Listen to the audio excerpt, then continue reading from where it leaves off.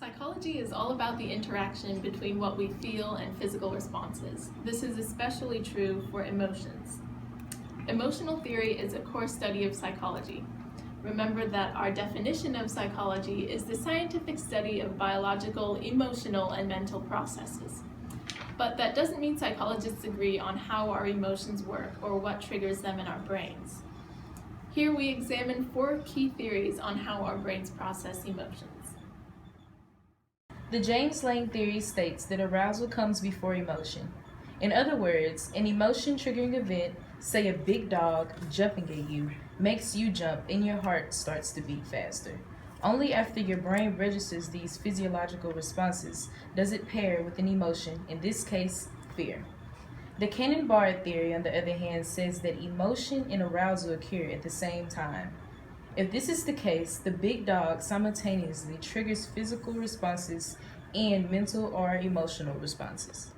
But what support do we have for each of these? Studies of patients with spinal cord injuries show that emotions such as fear and anger seem less intense when we can't feel bodily responses, such as an increase in heart rate. This supports the James Lange theory. However, supporters of the Cannon-Bard theory can counter that many emotions, such as fear, anger, and nervousness, trigger the same physical responses. Therefore, there must be at least some mental element to emotion that is independent of physiological responses. The Schachter-Singer two-factor theory claims that emotions are felt not only after a physical response, but after our brain consciously labels that response.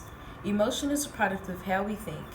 This can also lead to something called the spillover effect. Say, from our earlier example, a dog frightens you as you're walking down the street. After you calm yourself and continue walking, your brain may be more likely to interpret a door opening down the street or a suspicious car sitting on the curb with fear, because it has already been primed to sense danger. The Schachter-Singer two-factor theory claims that emotions are felt not only after a physical response, but after our brain consciously labels the response. Emotion is a product of how we think. This can also lead to something called the spillover effect. Say, from our earlier example, a dog frightens you as you're walking down the street.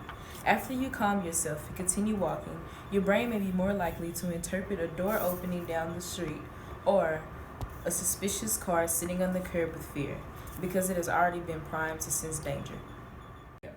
Emotion is not always processed consciously.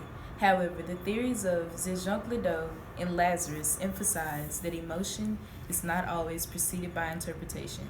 This is especially true for emotions such as fear, which trigger the fight or flight response in our brains and gives us a faster, possibly life-saving reaction that does not require conscious thought. Ultimately, all of these theories come together to show that emotion is the product of physical reactions, conscious recognition, and a subconscious reaction.